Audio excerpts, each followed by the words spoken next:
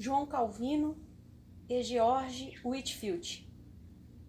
Antes de tratar do assunto que acaba de ser anunciado, gostaria de ler para vocês alguns versículos do livro de Juízes, capítulo 2, versículos 8, 9 e 10. Faleceu, porém, Josué, filho de Num, servo do Senhor, da idade de 110 anos, e sepultaram-no no termo da sua herdade, em Timanate-Heres, no monte de Efraim, para o norte do monte de Gás. E foi também congregada toda aquela geração a seus pais, e outra geração após dele se levantou, que não conhecia ao Senhor, nem tampouco a obra que fizera a Israel.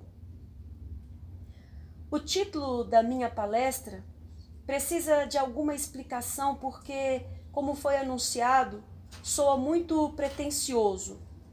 Aqueles de nós que têm estado nessa conferência nos 2 últimos dias já ouviram 5 palestras sobre João Calvino e sobre diferentes aspectos da sua obra, de modo que parece à primeira vista que eu tenho a pretensão de ser o único que pode não somente tratar com João Calvino, mas também lançar em Whitefield de quebra. Quero livrar as suas mentes dessa noção errônea. O segundo conceito errôneo em que vocês podem ter caído também, quero desfazer. Alguns de vocês podem pensar que, dando-me conta de que 5 homens já teriam falado sobre João Calvino, cheguei à conclusão de que eles teriam dito tudo o que se poderia dizer, sendo-me deixada pouca coisa, pelo qual resolvi falar sobre George Whitefield. Isso também está inteiramente errado. O assunto sobre João Calvino e sua obra, e a rica herança que nos legou, é tão grande, tão vasto, que eu não teria dificuldade alguma em continuar o tema do aniversário 400 da morte de João Calvino. A explicação do motivo pelo qual eu vou falar sobre George Whitefield é muito mais interessante. Tínhamos planejado que toda a conferência deste ano fosse dedicada à memória de João Calvino, e esta reunião deveria tomar essa forma, como todas as demais. Mas recebi uma carta do Sr. Hilton Day, então pastor da Igreja Presbiteriana Memorial de Whitefield, em Gloucester, assinalando como sendo o aniversário de 250 anos do nascimento de George Whitefield. Sua igreja achava que se devia fazer alguma coisa para comemorar isso. Por isso, me convidou para ir a Gloucester, dia 16 de dezembro, quarta-feira, à noite, para falar sobre George Whitefield. Por que eles escolheram 16 de dezembro, que é hoje? Bem, escolheram essa data porque Whitefield nasceu em 16 de dezembro, há 250 anos. Respondi dizendo que lamentava muitíssimo, que eu não podia imaginar um privilégio maior do que o de falar sobre George Whitefield, e especialmente em Gloucester. Porém, infelizmente, eu estava comprometido com esta reunião da presente conferência. No entanto, eles tiveram a gentileza de mudar a data e eu tive o grande privilégio de falar sobre George Whitefield na Igreja Memorial de Whitefield, em Gloucester, terça-feira, dia 8 de dezembro. Mas a coisa não ficou nisso. Tudo isso pôs imediatamente em minha mente a sugestão de que eu devia dedicar a reunião desta noite à comemoração de George Whitefield e seus grandes e gloriosos serviços no século XVIII. E o Dr. Parker e outros mostraram-se prontos a concordar com essa ideia. Achamos que seria um grande erro nós, que tanto reverenciamos a memória de Calvino, deixarmos passar essa noite das noites de 1964 sem dizer algo sobre este grande e poderoso homem, George Whitefield. A dificuldade era descobrir a maneira de colocar isso no programa. O assunto de todos os ensaios deveria ser João Calvino. Introduzir de repente Whitefield parecia estranho às pessoas. Assim fizemos um acordo, resolvendo anunciar o tema como João Calvino e George Whitefield. A ligação não é tão distante como alguns poderiam imaginar. Há muitas e boas razões pelas quais estes dois homens devem ser colocados juntos, apesar de que eram homens muito diferentes de várias maneiras. João Calvino era um homem extremamente magro, quase cadavérico. Whitefield, ao contrário, era robusto e de porte majestoso. João Calvino era o que se chama um introvertido típico. Whitefield, eu diria, era de modo geral um extrovertido. E há muitas outras diferenças. Todavia, há semelhanças que os ligam um ao outro. Não é casual associação de datas que determina que esses dois homens sejam colocados juntos.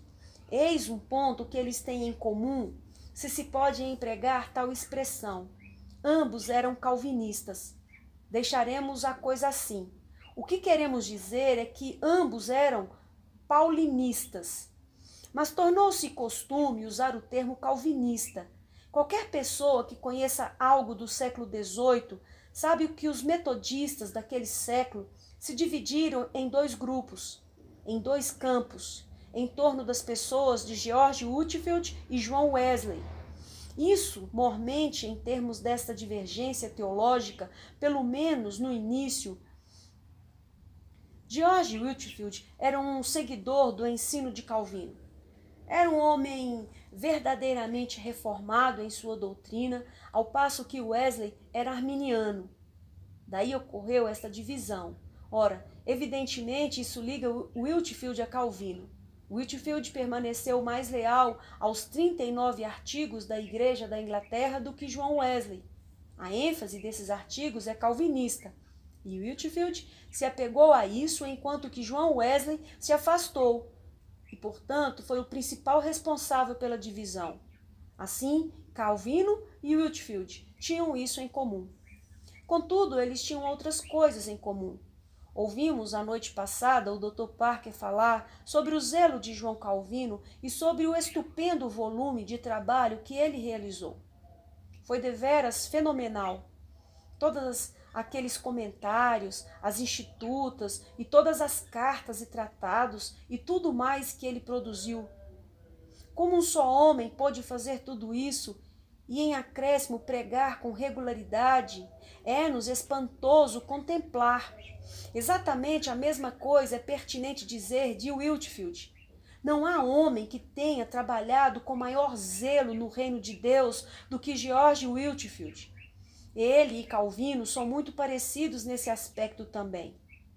Outra coisa que eles têm em comum é que ambos terminaram a sua carreira terrena por volta da idade de 55 anos. Isso é notável. João Calvino morreu pouco antes de completar 55 anos e Whitefield morreu pouco antes dos 56. Estes dois homens, que realizaram tão estupenda obra, morreram bem antes dos 60 anos de idade.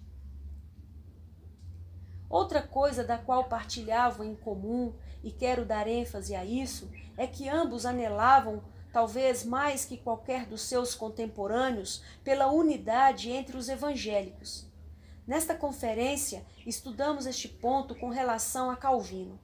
Calvino estava tremendamente interessado em que todos os reformados e evangélicos estivessem juntos em unidade. Ele deplorava as divisões e divergências que tinham surgido e estava disposto a fazer o que pudesse.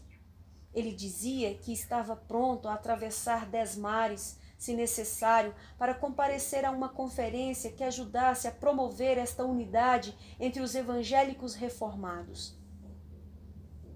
Não unidade com Roma, é claro, mas unidade do povo evangélico reformado. A mesma coisa dava-se com George Whitefield. Ele tinha que resistir, firmado em seus princípios, em sua doutrina, contra os dois irmãos Wesley. Porém, ao mesmo tempo, lamentava a divisão e fez quase tudo que um homem poderia fazer para unir as partes. E mais, para o fim da sua vida, eles chegaram, não obstante, a uma situação em que pregavam dos púlpitos uns dos outros e a pedido do próprio Whitefield, John Wesley, que pregou nos seus funerais. Foi John Wesley que pregou nos seus funerais. Isso é sumamente interessante, esses dois homens, Calvino e Whitefield, terem isto em comum também, este grande interesse pela unidade daqueles que estão unidos na pregação do Evangelho de Salvação. Finalmente, eles se parecem no que se refere à tremenda influência que exerceram sobre os seus contemporâneos e sobre as gerações subsequentes. Agora dou atenção a isso. Alguém poderá perguntar: por que você está comemorando 250 anos do aniversário de nascimento de George Whitefield? Há muitas respostas para essa pergunta. Uma é que, como o nosso presidente desta conferência assinalou com razão, ele é o mais importante filho da cidade de Gloucester. O bispo John Hopper, do século XVI, foi bispo de Gloucester. Robert Hykes era de Gloucester e Tyndale era oriundo desse condado. Alegrou-me, entretanto, ouvir o Dr. Parker dizer que George Whitefield foi o maior deles todos, mas nós chamamos a atenção para ele esta noite, não por essa razão, e sim porque, fora de toda a questão, ele é o maior pregador inglês que já viveu. Observem a minha ênfase. Eu digo o maior pregador inglês. Não digo que foi o maior do mundo. Houve um contemporâneo dele há 200 anos que alegra-me observá-lo, até o bispo Riley, ele próprio um inglês, tem que conceder e admitir que foi igual a Whitefield. Refiro-me a um homem chamado Daniel Rowland, que viveu e exerceu o ministério em Gales naquele mesmo século XVIII. Todavia, geralmente, se concorda que fora de toda questão, George Whitefield é o maior pregador inglês de todos os tempos. Falamos com precisão, se disser isso, e se colocar Rowland com ele, bem, então eu acho que há bons fundamentos para dizer que estes dois homens foram provavelmente os maiores pregadores desde os dias dos apóstolos. Não é exagero, como Riley concordaria. Whitefield não foi somente o maior pregador inglês de todos os tempos. Celebramos sua memória por sua profunda influência sobre o curso da história. O Dr. Parker disse exatamente a mesma coisa a noite passada de João Calvino. E, naturalmente, é a verdade. É igualmente a verdade quanto a Whitefield. Sua influência na Inglaterra, sua influência em Gales, sua influência na Escócia e, em particular, sua influência na América excede a possibilidade de cálculo. Se o historiador Leck está certo ao dizer o que tem sido citado tantas vezes, que sem dúvida foi o despertamento evangélico que salvou este país de uma revolução como a que a França experimentou em 1789 e nos anos seguintes, se isso é verdade, bem, então George Whitefield, mais que ninguém, é o responsável por este fato.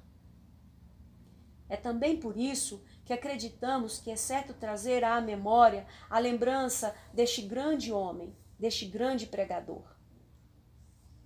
Há um fato extraordinário acerca deste homem, Whitefield, ao qual devo dirigir a minha atenção por um momento. E esse fato é a espantosa negligência que ele sofreu. Seria muito interessante descobrir qual seria o resultado se eu pedisse a cada um dos que aqui se acham presentes que escrevesse um ensaio sobre George Whitefield. Quanto vocês teriam para dizer? Aventuro-me a asseverar que ele é o homem mais negligenciado de toda a história da Igreja. A ignorância concernente a ele é pavorosa. A gente vê isso constantemente quando lê e ouve as pessoas. Tornou-se um hábito referir-se ao grande despertamento e avivamento de há 200 anos como o avivamento wesleyano. Este é sempre mencionado em termos do que particularmente John Wesley fez até seu irmão, Charles, tem sofrido. Parece que o povo tem a ideia de que tudo o que aconteceu no século XVIII foi unicamente resultado da atividade de John Wesley. Encontrei um exemplo disso num novo livro sobre Charles Wesley, de autoria de Frederick Gill. Intitula-se Charles Wesley, o primeiro metodista. Nele há um caso típico de como Whitefield é depreciado. Ao tratar da diferença de opinião que surgiu sobre a doutrina da eleição e predestinação e sobre a divisão que se deu, diz o autor, sobre Charles Wesley, é com tristeza que ele se afastou do seu convertido em seus dias de Oxford. Noutras palavras, Whitefield é mencionado como um convertido de Charles Wesley. Assim, durante todos estes anos, Whitefield tem sido esquecido ou depreciado.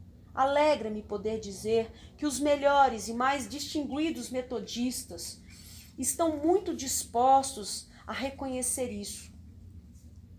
O falecido Dr. J. Ernest se dispôs a dizer que o metodismo nunca dera o devido lugar à memória de George Whitefield. E o Dr. Skevington Wood, um historiador metodista atual, dispõe-se igualmente a dizer a mesma coisa. Mas a questão é, por que o Whitefield tem sido negligenciado dessa maneira? Muitíssima gente sabe algo de John Wesley. Não acho que sabe muito mesmo dele, porém sabe algo, ao passo que Whitefield é um homem desconhecido e a grande história concernente a ele é uma coisa que parece que as pessoas nunca ouviram. Por quê? A explicação é deveras importante. Eis porque eu li aqueles versículos do capítulo 2 do livro de Juízes. Vocês notam o ponto em questão. Não só Josué morreu, mas foi também congregada toda aquela geração a seus pais. Os contemporâneos de Josué. E depois o texto nos diz que outra geração após deles se levantou que não conhecia o Senhor, nem tampouco a obra que fizera Israel. Essa é uma declaração sumamente interessante e significativa. Isso sempre me parece que lança grande luz sobre a nossa presente situação. Quando as pessoas não conhecem o Senhor, logo se tornam muito ignorantes da história da igreja. Uma vez que você perde o conhecimento do Senhor, você perde o interesse pelas suas obras. Isso, penso, foi o que aconteceu durante os últimos 100 anos. O conhecimento do Senhor sempre leva a um interesse pela história da igreja e estimula esse interesse. Acaso posso opinar de passagem esta noite que há algo de errado com um conservadorismo evangélico que não tem interesse pela história da igreja? Há certamente algo de errado com um conservadorismo evangélico que parece pensar que a história evangélica teve início, cuja a primeira vista de D.L. Moody a este país por volta de 1873. Há um defeito em algum ponto do nosso conhecimento do Senhor, pois desde que uma pessoa tenha um verdadeiro conhecimento do Senhor, ela tem um vívido interesse por todas as obras do Senhor, por todos os eventos conhecidos e registrados na longa história da igreja cristã. Penso que isso é algo que deveria levar-nos a examinar-nos a nós mesmos com muita seriedade. Estas duas coisas, de acordo com o texto, estão indissoluvelmente interligadas. A perda do conhecimento do Senhor, a perda do conhecimento dos seus servos e das suas grandes obras realizadas por meio deles. Examinemo-nos a nós mesmos com calma, à luz dessa proposição. Mas há uma segunda razão pela qual o povo é tão ignorante sobre Whitefield, e é por causa da humildade dele. Ele, como Calvino, foi um homem muito humilde. Ele declarava que o nome de George Whitefield seja esquecido e apagado na medida em que o nome do Senhor Jesus seja conhecido. De novo, Será que posso lançar especialmente aos membros da conferência uma pergunta teológica? Haveria algo na ideia de que aqueles que tendem a seguir o ensino de João Calvino estão menos interessados em publicidade do que aqueles que seguem o ensino arminiano esposado por João Wesley? Simplesmente lhes coloco isso. Peço-lhes apenas que mantenham os olhos nos jornais e periódicos religiosos e vejam se não há algo nessa ideia. O ensino de João Calvino, primeiramente, humilha o homem, glorifica a Deus, faz o homem sentir-se insignificante, sentir-se pessoa inútil e, por mais privilegiado que seja ou mais capacitado para realizações, ele sabe que é Deus que o faz. E é nisso que ele está interessado. Será isso verdade? Pergunto com relação a outra ênfase, ao outro ensino. Permanece o fato de que sabemos muito menos sobre George Whitefield do que sobre João Wesley. Contudo, a principal explicação, não tenho dúvida, da negligência de que Whitefield é objeto é que ele nunca fundou ou estabeleceu uma denominação. Conforme foi chegando o fim da sua vida, talvez tenha achado que cometeram um erro nisso. Consta que ele disse, antes do fim, que João Wesley fora mais sábio que ele, que tinha encurralado as suas ovelhas, ao passo que ele não o fizera. O fato, porém, é que ele não se preocupou em fundar ou em deixar uma denominação religiosa. Contentava-se em pregar o evangelho, em fertilizar todo e qualquer corpo religioso. Assim, ele não deixou uma denominação. Todavia, João Wesley deixou uma denominação, e esta com uma perspectiva teológica particular, e grande atenção tem sido dada à sua memória. Livros sobre João Wesley têm sido espalhados sem cessar no correr dos anos. Mas no caso de Whitefield, não houve nenhuma denominação religiosa para propagá-lo. Essa é, penso eu, a principal explicação da razão pela qual ele tem sido tão tristemente negligenciado. No entanto, por que devemos então preocupar-nos em trazer à lembrança de novo este homem e em pô-lo diante de nós e do público religioso? Minha resposta é: por causa do fenômeno do avivamento religioso do século XVIII, um dos mais admiráveis episódios da longa história da Igreja cristã. Estou muito disposto a concordar com os que dizem que provavelmente essa foi a maior manifestação do poder do Espírito Santo desde os dias apostólicos. Pode-se elaborar um excelente argumento em prol dessa afirmação. Se vocês quiserem saber o que quero dizer, olhem para algo como o seguinte: considerem o estado deste país antes do despertamento e avivamento evangélico. Era deplorável. Não devo aprofundar-me nisso, não tenho o tempo suficiente. Há um livro que trata disso exaustivamente. Notem o título: A Inglaterra antes e depois de Wesley. Como é significativo! Naturalmente foi escrito por um metodista wesleyano, somente Wesley conta, mas os fatos que o autor cita são verdadeiros. Ele era um bom historiador, nesse sentido, porém, um mau teólogo e carente de entendimento do que realmente aconteceu. Não obstante, ele era um bom colecionador de fatos. Leiam esse livro escrito por John Wesley Brady e verão que em quase todos os aspectos concebíveis, este país tinha afundado como nunca. A Igreja da Inglaterra estava morta. Vocês sabem da pluralidade de maneiras de viver, vocês sabem das bebedeiras e farras. Tudo isso foi descrito muitas e muitas vezes. Mas as outras denominações não eram muito melhores. Podem ter sido um pouco melhores no lado moral, porém a Igreja Presbiteriana daqueles dias tinha caído na heresia do arianismo e por fim desapareceu totalmente. e as outras comunidades não conformistas achavam-se num estado de letargia, apegadas a uma ortodoxia morta. Certas pessoas fizeram tentativas para deter essa maré de degeneração. Um homem chamado Boyle estabeleceu um sistema disciplinar. O bispo Butler produziu a sua analogia em defesa do evangelho e vários outros escreveram, todavia isso tudo de nada valeu. Então vejo este grande avivamento e toda a face da Inglaterra mudou. A Igreja da Inglaterra, em muitos aspectos, reviveu. Os não conformistas reviveram. Uma nova corporação veio à existência com o nome de Sociedades Metodistas e as repercussões numa área mais ampla foram realmente admiráveis e espantosas. Tem-se alegado muitas vezes, e se pode provar, parece-me que o movimento sindicalista dos operários deste país surgiu indiretamente daquele avivamento.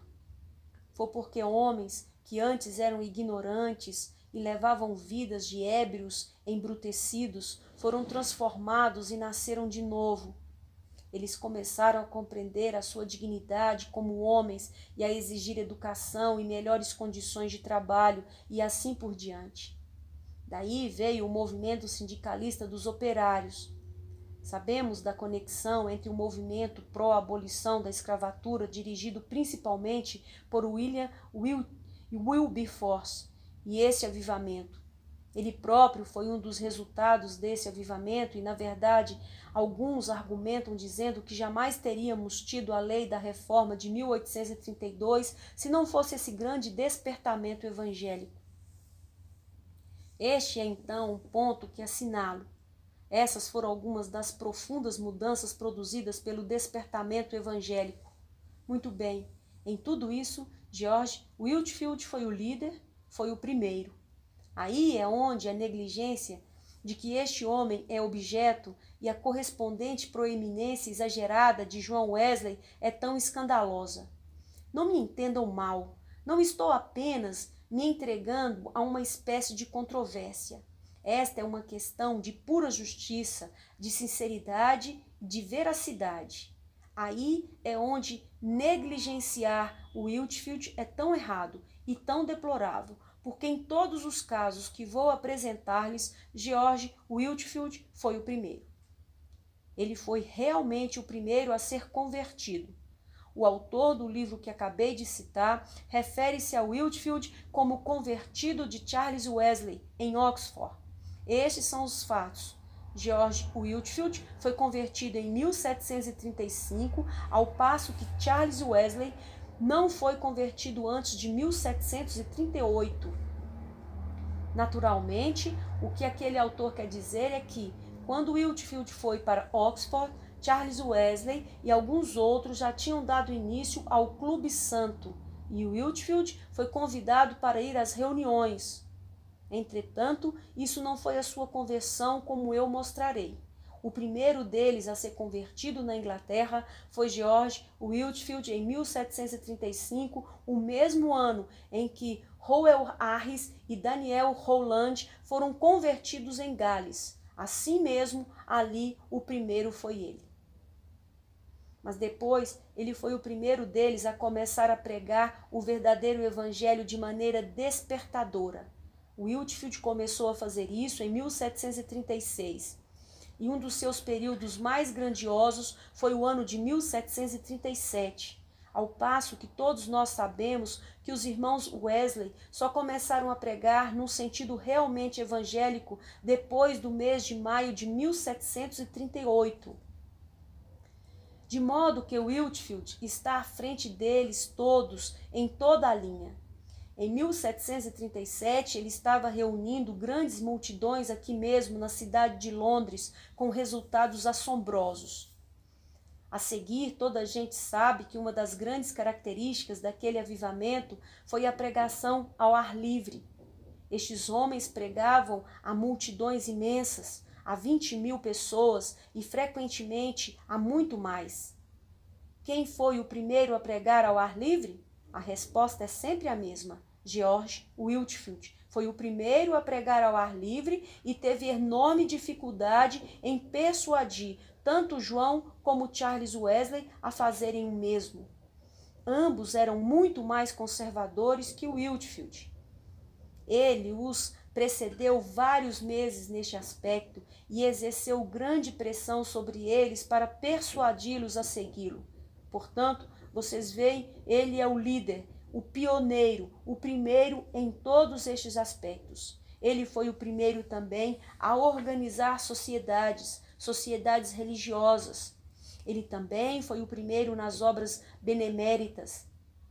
Existe uma escola metodista muito famosa chamada Kingswood School, para a qual muitos ministros metodistas enviam seus rapazes para receberem educação. Ela foi iniciada como uma escola para crianças pobres, filhos de mineiros e outros. Quem fundou a Kingswood School? George Whitefield. Sempre George Whitefield na vanguarda. Ele era o líder. A esta altura, espero ter convencido vocês de que o meu protesto contra esta afrontosa negligência para com este homem é mais que justificado. Contudo, em acréscimo a tudo isso, foi ele que levou o avivamento religioso de Gales a dar frutos. Ele foi de fato o primeiro moderador do que hoje se conhece como Igreja Presbiteriana de Gales. Costumava ser conhecida como Igreja Metodista Calvinista Galesa. Whitefield foi o primeiro moderador dessa igreja, em 1743. Devemos ser precisos. Creio que se tornou moderador por esta razão. Havia aqueles dois grandes homens e grandes pregadores em Gales, Daniel Rowland e Howell Harris, e o problema era qual dos dois deveria ser o primeiro moderador. Bem, os ingleses têm muitas utilidades e nessa ocasião um deles foi muito útil. Resolveram o problema concordando em que nenhum dos dois galeses seria o primeiro moderador e puseram o inglês no cargo. Os dois galeses deleitaram-se em saudá-lo como moderador dessa primeira associação presbiteriana de Gales. Ele também teve grande influência na Escócia. Quem quer que já tenha lido sobre aquele período da celebração da Ceia do Senhor em Cambuslang, que hoje faz parte de Glasgow, saberá exatamente o que eu quero dizer. Sua influência na América também é algo que realmente frustra as tentativas de descrição. Todos os escritores, incluindo-se os que no presente estão interessados em reproduzir os escritos e as obras de Jonathan Edwards, são todos bastante cuidados e honestos para dizerem que a influência de Whitefield na América por volta de 1740 e daí em diante foi simplesmente irresistível. Houve um segundo grande despertamento, maior até do que o primeiro que ocorrera em 1735. Estas são algumas das razões pelas quais estamos chamando a atenção para este homem. Ele visitou a América 7 vezes. Alguns de nós acham difícil cruzar o Atlântico atualmente, mas imaginem fazê-lo há 200 anos. Whitefield cruzou o Atlântico 13 vezes. Morreu lá em sua 7ª visita, de modo que de fato cruzou o Atlântico 13 vezes. Visitou a Escócia 14 vezes. Calcula-se que provavelmente ele pregou 18.000 sermões nos 34 anos de sua vida como pregador. Aí está, porque digo eu, é certo celebrarmos a memória deste homem. Este homem foi simplesmente um fenômeno. Não houve homem nenhum que fosse mais bem conhecido em Londres há 200 anos do que este homem, George Whitefield.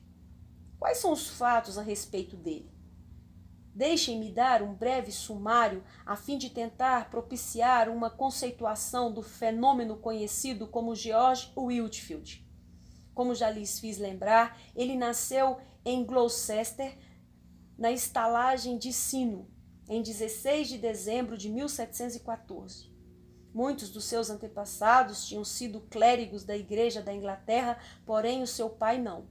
Seu pai era o zelador da estalagem do Sino, em Gloucester, e ali ele passou a sua meninice. Seu pai morreu quando ele era muito jovem, e Whitfield nos conta em seu diário que ele caiu em muitos pecados, na maioria daqueles pecados nos quais a juventude tende a cair. Mas nunca foi feliz, sempre teve uma consciência sensível. Abandonou a escola por um tempo, porém depois começou a achar que estava errado. Durante o tempo em que deixou a escola, só esteve ocupado em servir bebidas segundo o costume daquele bar de Gloucester. Todavia, a sua consciência ainda o perturbava, e ele voltou para a escola, e finalmente pôde conseguir ingresso numa faculdade em Oxford. Ali, como digo, recebeu a influência daquele clube santo que tinha sido formado por Charles Wesley e alguns outros, e que mais tarde recebeu a adesão de John Wesley. Tendo concluído seu curso em Oxford, foi ordenado pelo bispo Benson, bispo de Gloucester, naquele tempo, em 20 de junho de 1736, na idade de 21 anos.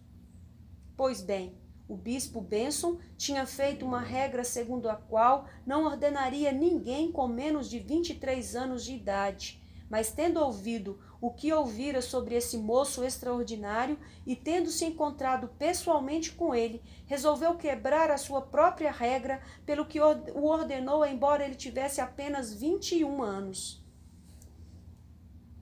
Em 27 de junho, uma semana depois da sua ordenação, ele pregou pela primeira vez em Gloucester, na igreja de Santa Maria, a Cripta, onde havia sido batizado na infância e tinha participado pela primeira vez da ceia do Senhor. Naturalmente, este evento causou muito interesse e talvez algum entusiasmo. Sua mãe era muito conhecida como zeladora da estalagem do sino e todos os parentes e amigos e outros vieram ao culto. O resultado foi que a igreja ficou repleta. Ora, este é o ponto interessante. Logo neste primeiro sermão, ele mostrou que era um homem à parte, que havia algo em comum acerca dele. O efeito sobre os ouvintes foi tremendo. Foi dito mais tarde. Até foi levado ao conhecimento do bispo que 15 pessoas tinham ficado loucas por causa daquele sermão. O bispo Benson era um homem sábio e correu a informação de que o seu comentário foi: tudo o que desejei e esperei foi que a loucura não fosse esquecida antes do domingo próximo seguinte. Todavia, ele era um homem sábio e compreendeu que ali estava um pregador deveras incomum. Já o primeiro sermão de Whitfield o marcou como um pregador inteiramente excepcional na idade de, lembrem-se, 21 anos. Não devo cansá-los com mais detalhes. Ele veio a Londres pela primeira vez em agosto do mesmo ano de 1736. Seu primeiro sermão em Londres foi pregado em Bishopsgate. O posto que veio a ocupar consistia em atuar como substituto do capelão da Torre de Londres. Porém, lhe foram dadas oportunidades de pregar noutros lugares e, de novo, no momento em que começava a pregar, ele atraía a atenção e atraía multidões. O povo jamais ouvira pregação como a dele. Em vez de ler um prosaico tipo de ensaio que se supunha servir como um sermão, ele era um homem que pregava com todo o seu ser, com autoridade, poder e convicção, e imediatamente, toda vez que pregava, as igrejas ficavam cheias, atulhadas. Depois de passar cerca de 2 meses aqui em Londres, ele foi substituir um amigo numa paróquia em Hampshire. Deu-se ali exatamente o mesmo. Como resultado disso, foram-lhe oferecidas muitas paróquias e se lhe apresentaram muitas possibilidades e perspectivas de êxito e de progresso na Igreja da Inglaterra. Mas sob a influência dos seus amigos João e Charles Wesley, que estavam na Geórgia, Estados Unidos, procurando fazer alguma obra missionária, sentiu-se chamado para ir à Geórgia. E assim decidiu definitivamente que era o que havia de fazer. Não havia navio disponível imediatamente e havia vários arranjos para fazer, de modo que ele pôde voltar a Gloucester para despedir-se da sua mãe, dos amigos e dos parentes. Ele pregou lá e mais uma vez foi notável. Em certo sentido, ficou provado que esse foi um ponto decisivo da sua vida e carreira. Ele tinha alguns parentes em Bristol, cidade vizinha de Gloucester, e queria despedir-se deles antes de partir para a Geórgia. Por isso foi para lá. Toda vez que ele ficava sabendo que haveria algum tipo de preleção ou prédica em alguma igreja num dia de semana, sempre comparecia. Assim, em Bristol, ele foi a uma certa igreja e ali estava sentado com a congregação, quando o homem que deveria pregar reconheceu, foi até ele e lhe pediu que pregasse em seu lugar. Diz Whitefield: sucedeu que eu tinha as anotações de um sermão no bolso, de modo que concordei em pregar. E o fez. Esse foi, no sentido, o começo do real fenômeno de George Whitefield. A congregação ficou toda eletrizada. Ele pregou noutras igrejas e essas transbordantes também ficaram transbordantes de gente. O povo, de toda parte, nas igrejas, ocupava todos os cantos. Junto aos candelabros, no sótão, na galeria, em qualquer ponto para estar no edifício e ouvi-lo. Pois bem, isso é assombroso. Ele pregou em Bristol pela primeira vez em janeiro de 1737. Houve atrasos e ele ainda não pôde ir para a Geórgia, e assim pôde fazer mais uma visita a Bristol em maio de 1737, chegando ali no dia 23. Eis aqui uma coisa que ajudará vocês a perceberem que fenômeno era este homem. Lembrem-se, ele era apenas um jovem de 22 anos de idade, mas é isto que ele diz sobre a sua segunda visita a Bristol. Multidões vinham a pé ao meu encontro e muitos vinham em carruagens em 1 milha de distância, e quase todos me saudavam e me abençoavam quando eu andava pela rua. Vocês podem imaginar isso? Um jovem de 22 anos? Gente caminhando 1 milha, viajando em carruagens para encontrar-se com ele. Era uma espécie de desfile real, e tudo resultante da sua admirável e espantosa pregação. E continuou assim, de volta a Gloucester, em seguida a Oxford e depois a Londres. Consta que entre agosto e o Natal de 1737 ele pregou 100 vezes e cada vez a auditórios repletos. Ele se tornou um dos homens mais famosos de toda a cidade de Londres e de todo o país. Havia naquele tempo uma revista muito popular chamada Revista do Cavalheiro, e para alguém ter o nome nela era um feito e tanto. Pois bem, em novembro de 1737, houve um poema sobre George Whitefield na Revista do Cavalheiro, e ele ainda tinha somente 22 anos de idade. 9 sermões dele foram publicados em 1737 e todos tiveram realmente grande venda. Então, afinal, ele pôde ir para a América e lá passou a maior parte de 1738. Agora, lembrem-se, este ano de 1738 é o ano em que os 2 irmãos Wesley foram convertidos durante o mês de maio. Todavia, Whitefield voltou à Inglaterra no fim de 1738 por vários motivos. Ora, isso nos leva ao grande ano de 1739. Voltando aos seus velhos recantos, Gloucester, Bristol e etc., começou a ouvir sobre a terrível condição dos mineiros que viviam naquela vila em Kingswood, situada nos limites de Bristol. Eles levavam vida muito depravada.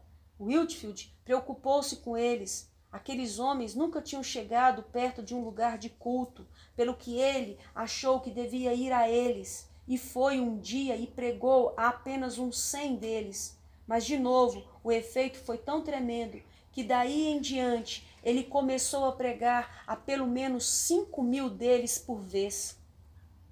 Estes homens saíam da mina, não tinham tempo de lavar-se, ficavam de pé, ouvindo, e ali ele lhes pregava. Conta-se que logo ele estava pregando a 20.000 pessoas, todas a ouvi-lo de pé, ao ar livre.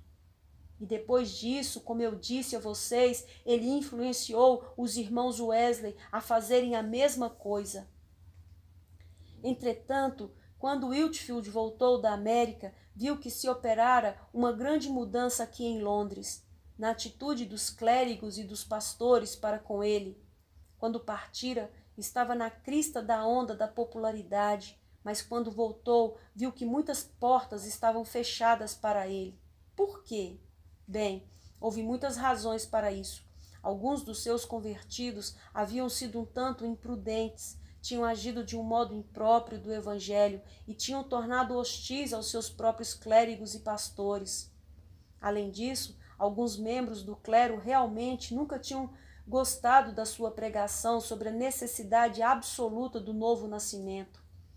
Acima de tudo, partes do diário que ele tinha começado a produzir tinham sido publicadas e eles achavam que isso era exibicionismo e que ele estava dizendo coisas que não devia dizer. Essas coisas, sem dúvida, além de muita inveja, fizeram que muitas igrejas se fechassem para ele. Assim, ele foi impelido mais ainda ao ar livre. Negaram-lhe permissão para pregar na igreja de Santa Maria, em Islington. Justo quando ele estava para entrar no púlpito, foi detido. Aí ele resolveu, então, encerrar tranquilamente aquele culto. Depois levou o povo para fora e lhe pregou no pátio da igreja. Tudo isso agravou a situação e os ataques que lhe moviam se tornaram realmente incríveis. Foram feitos ataques ao seu caráter moral, ofendendo até sua aparência pessoal. Whitefield tinha a infelicidade de ter um olho vesgo, e assim era conhecido pelo povo, pela multidão popular de Londres, como o doutor Olho Torto. Isso, porém, não fazia a menor diferença. O ponto era que ele era este bem conhecido pregador, e foi como a sua vida continuou. Ele iria pregar em Moorfields Common, iria pregar em Marylebone Fields, logo ao norte da atual rua Marylebone, iria pregar no que então se chamava Feira de Maio, que agora chamamos Mayfair. Ele costumava pregar em Kennington Common, costumava pregar em Blackheath. De fato, em qualquer lugar onde houvesse um grande espaço aberto, Whitefield tinha que se levantar e pregar, e milhares se reuniam para ouvi-lo. A medida de seus ouvintes estava em algum ponto próximo dos 20.000 por vez, e lembre-se, todos eles tinham que ficar de pé. Não obstante, eles o faziam com a maior boa vontade. Ele simplesmente continuou fazendo isso pelo resto da sua vida. Fez isso em toda a Inglaterra, fez isso em Gales, como já lhes falei, fez isso na Escócia, fez isso na América. Assim, este fenômeno continuou. Quando se ouvia que ele estava nas imediações e logo ia pregar, lojistas fechavam imediatamente as suas lojas, pois tinham que ouvi-lo. Homens de negócio esqueciam seus negócios, lavradores largavam os seus instrumentos de trabalho. Ele podia conseguir um auditório de milhares a qualquer hora do dia ou da noite. Ele podia consegui-los e mantê-los na neve, na geada, no gelo e na chuva. Não importava quais eram as condições. Na América, no inverno muito frio, eles costumavam ficar de pé aos milhares ouvindo este homem pregar o evangelho, e os ouvintes percorriam distâncias intermináveis para terem esta grande oportunidade e privilégio. Posso resumir o restante da sua vida dizendo-lhes apenas isso. Desde aquele início ao ar livre, daquela maneira, em 1739, ele simplesmente continuou fazendo isso em todos estes países, até que, por fim, às primeiras horas da manhã do dia 30 de setembro de 1770, expirou seu último alento e partiu para estar com aquele Senhor que anelara ver desde os seus primeiros dias como jovem pregador. Seu fim é muito característico da sua personalidade. Ele não estava bem de saúde. O admirável é que ele viveu o tempo que viveu, pois este homem costumava pregar 5 ou 6 vezes por dia. Isso era coisa comum para ele, e assim ele punha o seu corpo sob uma tensão tremenda. Lá estava ele. Tinha prometido pregar num lugar chamado Newburyport, na Nova Inglaterra, domingo, 30 de setembro de 1770, e estava viajando naquela direção. Ele teve que passar por um lugar chamado Exeter, e quando ouviram que ele estava lá, vieram todos em multidão. Ele tinha que pregar-lhes, e afinal o persuadiram a fazê-lo. A princípio, ele mal podia falar, estava em condição física tão fraca que não conseguia articular as palavras. Ele começou devagar e aos poucos começou a reviver. Acabou pregando para eles por 2 horas. Esse era George Whitefield. Ele se encheu de poder e de forças, e os ouvintes, como de costume, ficaram profundamente impressionados. Depois chegaram ao lugar onde devia ficar aquele sábio à noite, em Newburyport, e por fim disse que ia dormir. Deram-lhe um castiçal com uma vela, mas o lugar estava cheio de gente. Para onde fosse, as pessoas se aglomeravam em torno dele, fazendo perguntas, querendo ter uma palavra dele. Este último quadro dele é maravilhoso, idílico. Ele tentou afastar-se delas e começou a subir a escada com a vela acesa na mão. Depois se voltou e lhes falou de novo, fazendo-lhes outra exortação. Continuou com a prática até que a vela se queimou da ponta ao bocal e ele só ficou com o castiçal na mão. Finalmente, ele foi para o quarto e para a cama. Teve um forte ataque do que hoje denominamos asma cardíaca e morreu. Simplesmente foi, como digo, estar com o Senhor a quem ele tanto amava. Quando vocês lerem os seus maravilhosos diários, prestem atenção no modo como ele ansiava estar com o Senhor. Não era um simples falar, era isso que ele queria dizer. Ele foi repreendido algumas vezes por dizer isso. Porém, o seu maior desejo, e afinal isso lhe foi concedido. Bem, aí está o fenômeno abarcado pelo nome de George Whitefield, e aí está porque é bom lembrarmos disso tudo.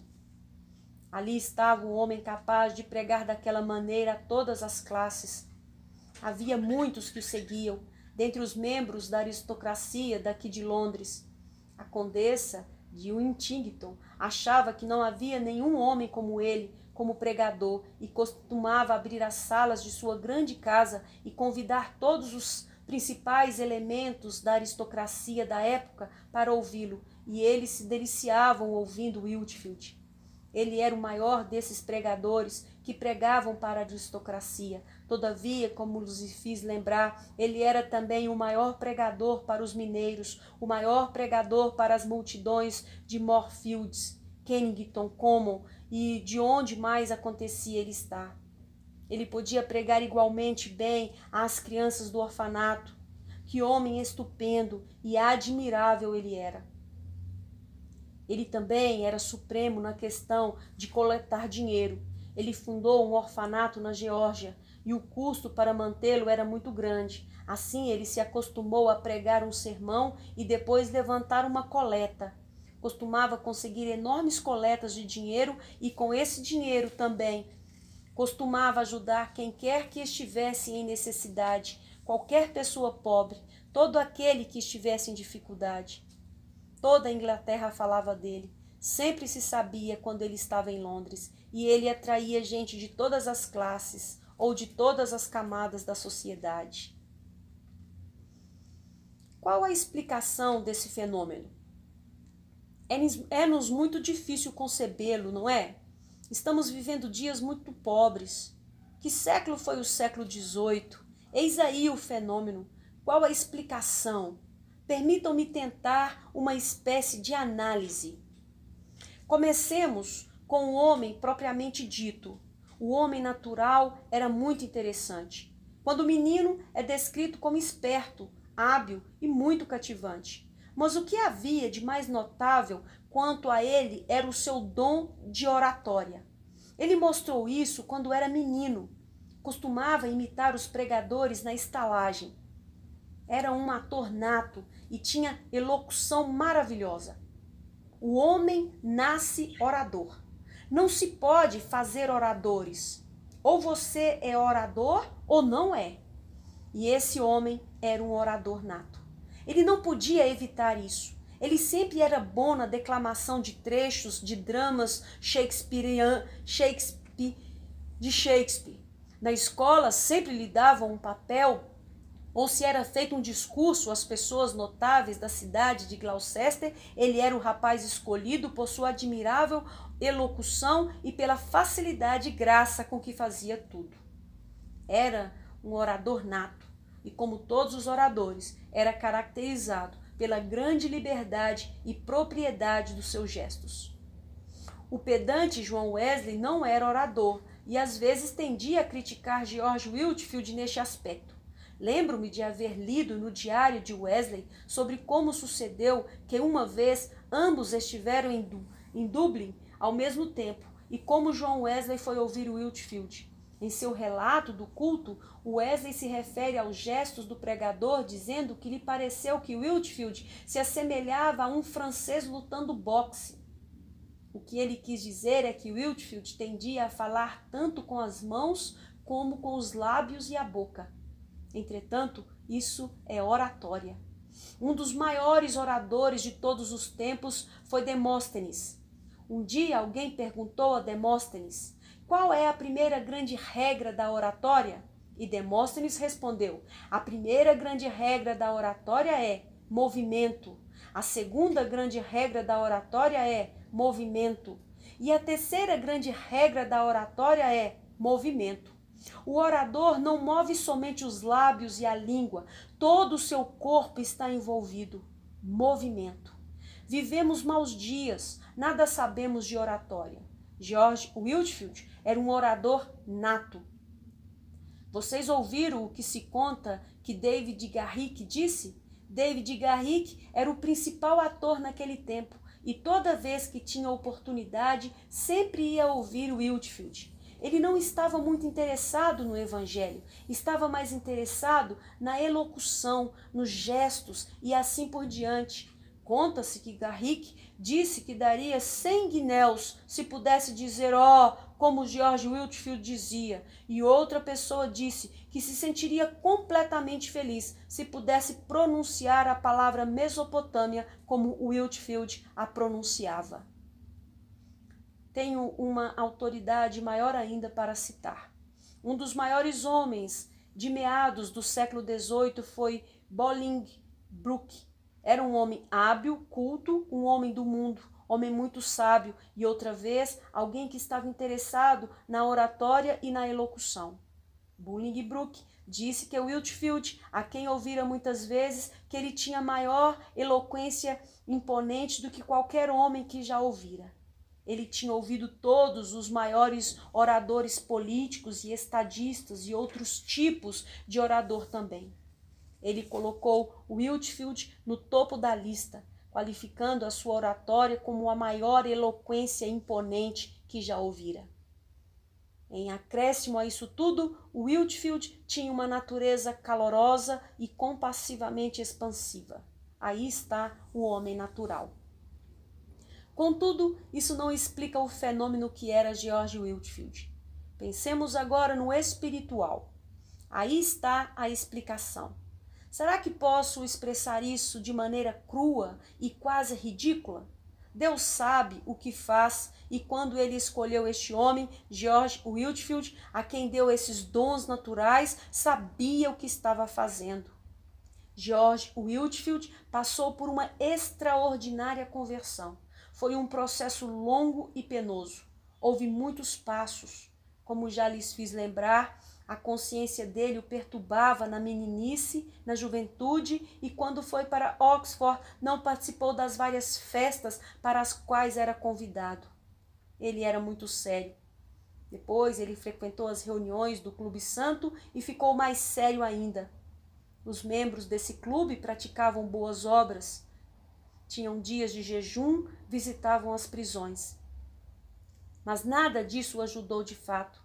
Depois ele leu um famoso livro escrito por um escocês chamado Henry Scougal, que vivera nos fins do século XVII. O título do livro era A Vida de Deus na Alma do Homem. Teve profundo efeito sobre ele. Convenceu-o de que ele precisava nascer de novo, de que ser cristão não é ter uma vida boa, fazer isso ou aquilo, e sim ter na alma a vida de Deus. Ele compreendeu que não a possuía, e isso o levou às profundezas do desespero. Ficou em agonia, costumava ficar prostrado no solo, em oração, costumava sair para orar ao ar livre, não havia nada que ele não fizesse. Ele passou por esse terrível processo de convicção de pecado, então finalmente Deus, por sua graça, sorriu para ele. Em outras palavras, a conversão de George Whitefield não foi uma questão de tomar uma decisão. Não foi repentina, não. Ele passou por esta tremenda agonia de convicção e então irrompeu a luz para ele. Em acréscimo a isso, foi-lhe dado o que ele chamava de o selo do Espírito. É isso que explica o caráter extraordinário da sua pregação desde o começo. No entanto, vamos lembrar-nos disso. Embora seja esse o começo, ele continuou a vida inteira a ser caracterizado por uma piedade sumamente admirável.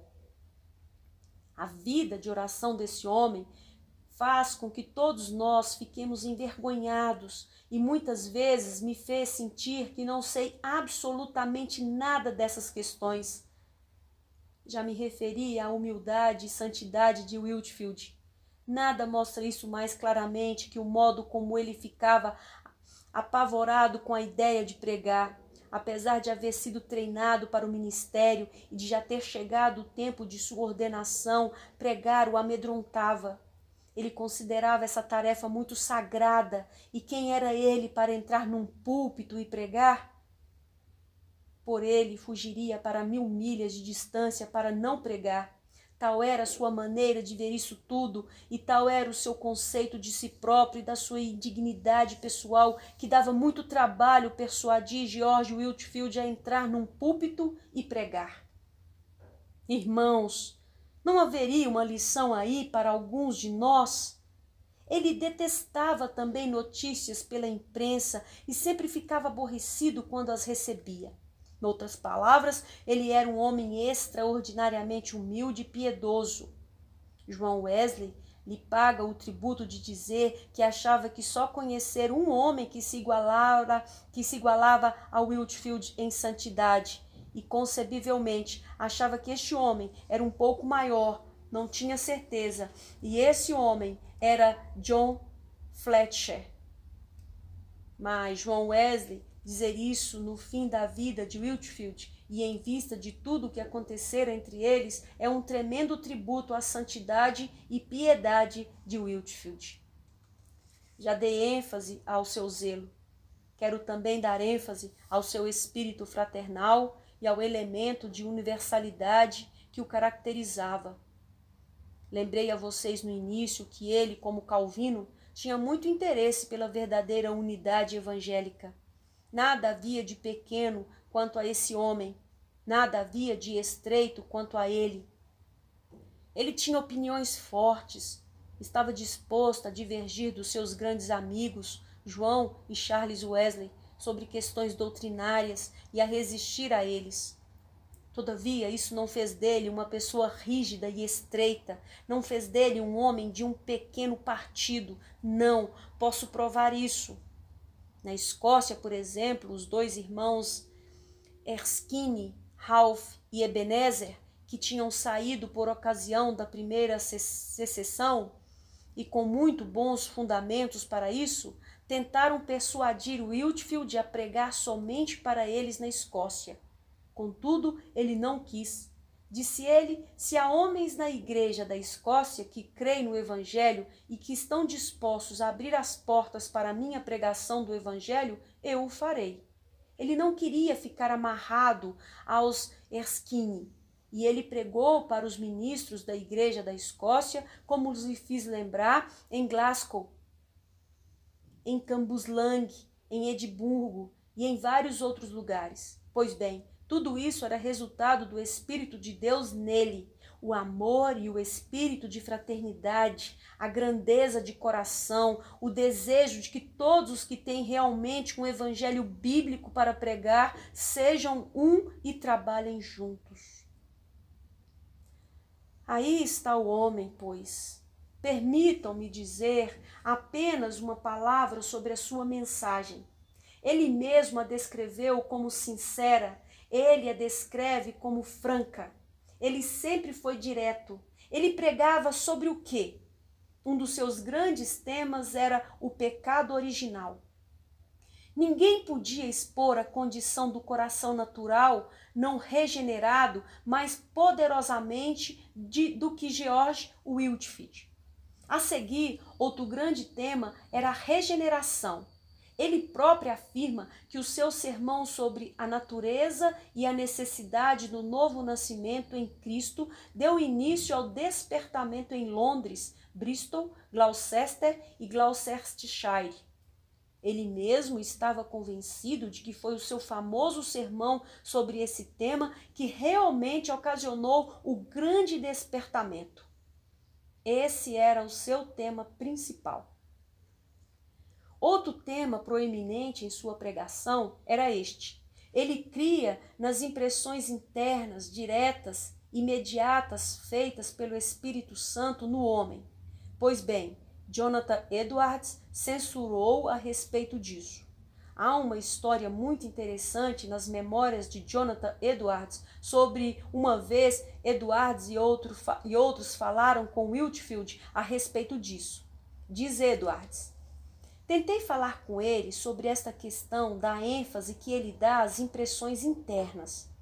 Whitefield dava grande ênfase à direção direta do Espírito. Ele cria que o Espírito lhe falava diretamente e ele agia baseado nisso. Edwards era um homem mais capaz e um gênio muito maior no sentido intelectual. Edwards sentia-se infeliz com isso. E é sumamente interessante e quase divertido notar como Edwards registra que estava bem claro que Whitefield realmente não dava ouvidos ao que ele, Edwards, dizia. Todavia, isso era uma coisa que Whitefield pregava e salientava muito. Depois, o seguinte grande tema era naturalmente a justificação pela fé. Alguns talvez perguntem por que coloquei a regeneração antes da justificação pela fé. Fiz isso por esta razão. Whitefield pregava a regeneração antes de pregar a justificação pela fé. É muito interessante observar que ele passou por uma mudança neste aspecto. A princípio, sua pregação era quase inteiramente sobre a corrupção do coração natural não regenerado e a necessidade do novo nascimento. Sem dúvida, isto era um efeito do ensino de Scougal. Nos seus 9 sermões publicados em 1737, não há menção da justificação pela fé. Em seus diários, vocês poderão ver isso na página 81 da última edição dos seus diários, referindo-se ao tema da justificação pela fé, ele afirma significativamente: embora isso não estivesse tão claro para mim como posteriormente, ele próprio admitiu que lhe faltava claro entendimento da justificação pela fé em 1737, como devia ter. Se vocês lerem as páginas 193 e 194 em seus diários, verão que os 2 homens que o corrigiram nesse aspecto da verdade foram João e Charles Wesley. Eles pregaram a justificação pela fé desde o princípio. Whitefield não, e eles o ajudaram a chegar a um melhor equilíbrio nesse aspecto. Devemos ser honestos. Eu disse que Whitefield não era homem de partido, e eu não devo ser homem de partido. Toda honra a João e Charles Wesley por auxiliarem Whitefield a ver a importância e o lugar da justificação na mensagem do pregador. Já lembrei a vocês a ênfase calvinista da pregação de Whitefield. Ele era claro e inequívoco sobre isso. Outra coisa que caracterizava a sua pregação, especialmente no princípio, era a crítica que fazia aos pregadores não convertidos. Jonathan Edwards aventurou-se a censurá-lo acerca disso também, mas Whitefield não lhe deu ouvidos. Whitefield costumava denunciar um ministério exercido por ministro não regenerado e o fazia quando numerosos ministros o ouviam. Outra maneira para a qual ele colocava isso era dizer que para ele um homem pregar o que ele chamava um Cristo não sentido era algo terrível. Pregar sobre Cristo sem sentir o Cristo no íntimo. Ele costumava denunciar sem medida homens culpados disso. Tenho dito algo sobre o homem. Tenho dito algo sobre a mensagem e concluo com o que era a coisa mais característica quanto a este homem, a saber, sua pregação. Vocês admitem essa distinção e divisão? Faço essa pergunta por esta razão. Não há nada que me desanime tantas vezes se posso fazer uma referência pessoal como pregador, como a incapacidade das pessoas de diferenciarem entre a mensagem e a pregação. Há uma tremenda diferença entre proferir verdades e pregar. Um pregador pode ter uma mensagem correta e ortodoxa, mas não se segue que a esteja pregando. Uma coisa que põe Whitefield numa classe à parte com relação a Holland e à pregação. A que me refiro? Refiro-me ao modo como a mensagem é apresentada e transmitida. Havia outros homens naquele tempo, como tem havido desde então, que pregavam a mesma mensagem, porém não era a pregação de George Whitefield. Como se pode descrever a sua pregação? Só é possível descrevê-la como apostólica e seráfica. Gosto da observação feita por um pregador que o ouvira bastante e que foi responsável pela publicação de alguns dos seus sermões. Comentando o seu estilo de pregar, disse ele: uma nobre negligência percorria o seu estilo. O que é que ele quer dizer? Quer dizer que Whitefield não se sentava para escrever maravilhosas obras-primas literárias de sermões, com cada sentença perfeitamente balanceada e sempre bem acabada, polida e assim por diante. Não, ele não fazia isso. Ele não tinha tempo para escrever sermões. Era um pregador extemporâneo e havia o que o referido autor chama uma nobre negligência em sua pregação. Quebrava regras gramaticais aqui e ali, nem sempre se lembrava de completar as suas sentenças, mas para os que sabem algo sobre pregação, isso não é nada. Nobre negligência. Ah, que tivéssemos um pouco mais disso e um pouco menos de ensaios polidos que passam por sermões nessa nossa época degenerada. O que caracterizava, porém, a sua pregação era o zelo, o fogo, a paixão, a chama. Ele era um pregador sobremodo convincente e alarmante. Você se lembra do que foi dito acerca do seu primeiro sermão em Gloucester? O efeito que ele continuou produzindo era semelhante àquele. Ele podia expor as trevas e a pecaminosidade do coração humano natural, de modo que os homens ficavam aterrorizados, assustados, em agonia de alma quando o ouviam.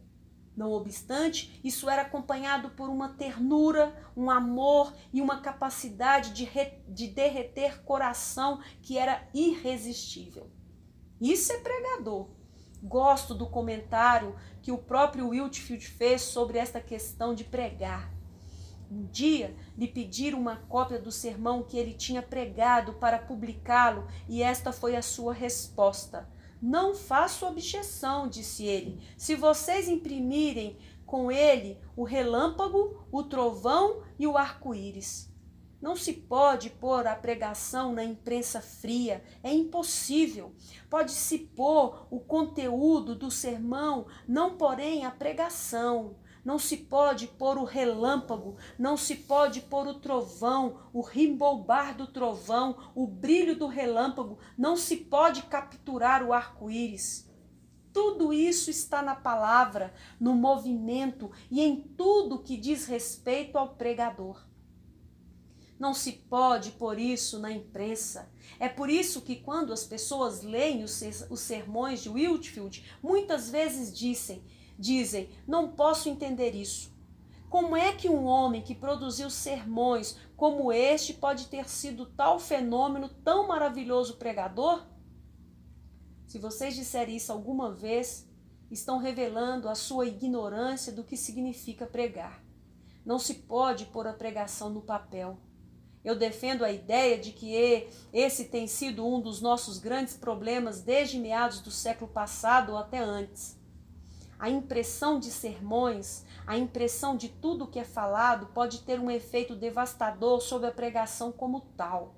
Os homens têm os olhos postos nas pessoas que a vão ler, mais do que naqueles para as quais vão pregar na ocasião. É pena, mas entra aí a preocupação com a reputação e com o que dirão os críticos literários pedantes. Lembremos-nos das palavras de Whitefield sobre essa questão. O efeito da sua pregação era, como é natural, simplesmente irresistível.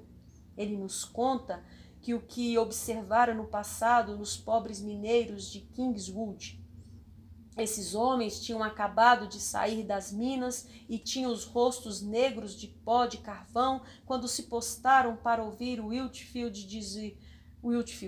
Diz ele, quando eu lhes estava pregando, de repente comecei a observar sulcos brancos em seus rostos enegrecidos. Que será que era?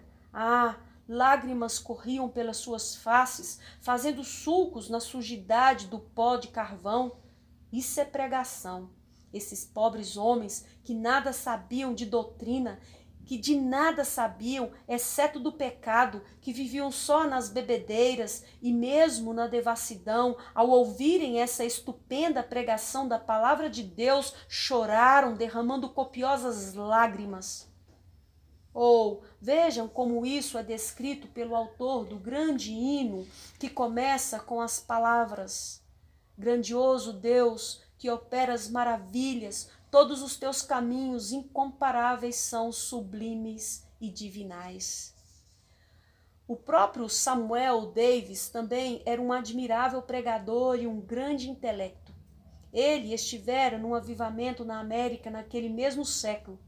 Fizeram-no diretor de um colégio. Samuel Davis e Gilbert, tenente, foram enviados à Inglaterra para angariar dinheiro para aquele colégio.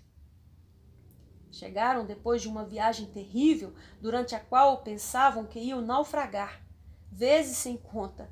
Chegaram a Londres num sábado de manhã e a primeira pergunta que fizeram foi: o senhor Whitefield está na cidade? Para a satisfação deles, foi-lhes dito que estava e que deveria pregar na manhã seguinte. Creio que em Moorfields. Assim combinaram que estariam ali em boa hora para ouvi-lo. Samuel Davis escreve o relato do culto e eis o que ele diz. Logo ficou claro para mim no culto que o Sr. Whitefield devia ter tido uma semana excepcionalmente ocupada. Era óbvio que ele não tivera tempo para preparar bem o seu sermão. Ele acrescenta: do ponto de vista da construção e da ordem do pensamento, era muito deficiente e defeituoso. Era um sermão muito pobre. Mas, disse Samuel Davis, a unção que o assistiu foi tal que eu me arriscaria muitas vezes aos rigores de um naufrágio no Atlântico para estar ali e ficar sob a sua benigna influência. Isso é pregação, meus amigos. Pobre sermão, mas tremenda pregação. Que sabemos disso? Por que falamos da pregação como fazer um discurso ou dizer uma palavra? Pregação. Foi isso que produziu aquele tremendo avivamento sob Deus. Vocês podem ler os relatos do que Jonathan Edwards e a senhora Edwards sentiram face à pregação de Whitefield. Deixe-me contar-lhes o que disse o grande Lord Chesterfield. Chesterfield era um humanista, um típico homem do século XVIII, homem de cidade, que escreveu um famoso livro de conselhos a seu filho. Ele costumava deliciar-se em ouvir Whitefield e, como outros, ficava dominado pelo poder da pregação. Vocês recordam a famosa história? Uma tarde, Whitefield estava usando uma ilustração para mostrar o grande perigo da situação do pecador a caminhar em direção ao inferno sem perceber isso e apresentou esta figura. Comparou o pecador com um homem cego conduzido por um cão. Ele tinha uma bengala na mão e ia sendo conduzido pelo cão. Infelizmente, o cão soltou-se e fugiu, e deixou o homem, que foi andando às apalpadelas com a sua bengala, fazendo o melhor que podia. Inconscientemente, disse Whitefield, o homem perambulou rumo à beira de um precipício e sua bengala caiu no abismo, tão fundo que nem sequer se ouviu o eco. O cego foi avançando cautelosamente para recuperá-la. Por um momento ele se equilibrou com um pé no vácuo e, naquele momento, o Lord Chesterfield se pôs de pé gritando: "Bom Deus, detém-no!" e saltou para a frente para tentar impedir a queda do cego no abismo. Isso não é somente oratória, é pregação também, e pode afetar até um homem como o Lord Chesterfield, dessa maneira extraordinária. A história de que gosto mais, no entanto, é a de Benjamin Franklin ouvindo Whitefield. Pois bem, ali estava outro gênio. Benjamin Franklin é famoso como cientista, famoso como homem de letras, como um dos líderes da Revolução Americana, como o primeiro embaixador enviado pelos Estados Unidos, como veio a acontecer, para representá-los na França. Ele vinha frequentemente a Londres. Esse homem capaz e culto dizia-se quacre. Ele não era coisa nenhuma do ponto de vista cristão. Ora, Benjamin Franklin vivia em Filadélfia e quando das visitas de Whitefield, ele era tipógrafo. Era um astuto homem de negócio e se acostumou a imprimir e vender sermões de Whitefield. Ele nunca perdia uma oportunidade de ouvir Whitefield e, em referência a uma dessas ocasiões, eis o que ele diz. Já recordei a vocês que, invariavelmente, no fim de um sermão, Whitefield levantava uma coleta para o seu orfanato na Geórgia, e Franklin sabia disso muito bem. Tinha visto isso muitas vezes e com frequência punha algum dinheiro na coleta, mas estava ficando cansado de fazer isso. Achava que Whitefield estava tomando muito dinheiro dele. Assim, ele nos conta que nessa ocasião particular em que foi ouvi-lo, tinha resolvido solenemente que não daria nada na coleta do fim do culto. Diz ele: eu tinha no bolso ouro, prata e cobre, mas decidi que não daria nada. Já tinha dado muitas vezes. Todavia, o que ele diz a seguir é isto: conforme o pregador prosseguia, eu fui amolecendo e acabei dando cobre. Outro rasgo de sua oratória levou-me à decisão de dar a prata. E ele concluiu tão admiravelmente que eu esvaziei totalmente o bolso no prato da coleta, ouro e tudo. Ora, isso é pregação. Está além da oratória, é oratória inspirada pelo Espírito Santo, transmitindo a mensagem da palavra de Deus e o seu glorioso evangelho. Será que posso indicar com alguns títulos o que considero algumas das lições que George Whitefield tem para ensinar-nos hoje? Gostaria de ter tempo para desenvolvê-las. A primeira lição que ele nos ensina é esta: nunca a situação é de desespero, nunca. As coisas não poderiam ser piores do que eram no período anterior a 1736 e 1737. Absolutamente desesperador ao que parecia. Foi justamente naquele ponto que Deus pôs a mão nesse rapaz da estalagem do sino em Gloucester, George Whitefield. A soberania de Deus. Não desperdicemos tempo com lamentações sobre o futuro da igreja. Não demos muita atenção aos meros analistas do presente que simplesmente descrevem a situação que nos confronta. Nunca é desesperadora. Isso é uma das coisas mais surpreendentes que Deus já realizou. Em segundo lugar, vamos, espero, dar fim, uma vez por todas, à mentira que afirma que o calvinismo e o interesse pela evangelização não são compatíveis. Não gosto desses rótulos, mas como são utilizados, preciso utilizá-los. Eis aí o maior evangelista que a Inglaterra produziu e era calvinista. Charles Haddon Spurgeon, o maior evangelista do século passado, confessa que se modelara na medida em que se modelara baseado em alguém, baseado em George Whitefield. E ele era calvinista. A objeção que alguns de nós fazem a certos aspectos da evangelização moderna não tem nada a ver com calvinismo. Estou certo de que João Wesley faria objeção às coisas que objetamos nos métodos evangelísticos modernos, tanto como nós. A objeção não é sobre o calvinismo. Essa doutrina que dá ênfase à glória de Deus e à depravação total do homem e ao plano e propósito divino e eterno de redenção no Senhor Jesus Cristo, sempre concitou e levou aos seus verdadeiros adeptos à evangelização. Só Whitefield já basta para estabelecer isso. Contudo, ele é tão somente um brilhante e saliente astro de uma grande galáxia. A terceira lição é a necessidade absoluta de uma fé ortodoxa. Este homem pregava o evangelho como o mesmo fora pregado pelos apóstolos, pelos reformadores, pelos puritanos.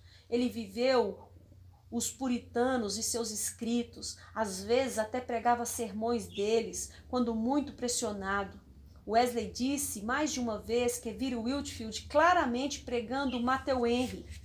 Mas aí está, era a mesma mensagem e lá estava pronta em Matthew Henry. Mas o que eu estou acentuando é a absoluta necessidade de ortodoxia, de fé na verdade, a verdade da qual tão excelentemente o discurso do Dr. Parker nos faz lembrar. Contudo, e para mim, Whitefield fala mais disso do que de qualquer outra coisa. Ortodoxia não basta. Havia homens ortodoxos no tempo dele, mas eram relativamente inúteis. Pode-se ter uma ortodoxia morta. A ortodoxia é essencial, entretanto, a ortodoxia sozinha nunca produziu um avivamento e nunca produzirá. Digo, ao concluir, que a minha principal justificativa para falar sobre Calvino e Whitefield é que, num sentido, João Calvino sempre tem necessidade de George Whitefield. Eis o que quero dizer. O perigo dos que seguem os ensinos de Calvino e o fazem acertadamente é que eles tendem a tornar-se intelectualistas ou tendem a afundar no que eu descreveria como uma ortodoxia ossificada.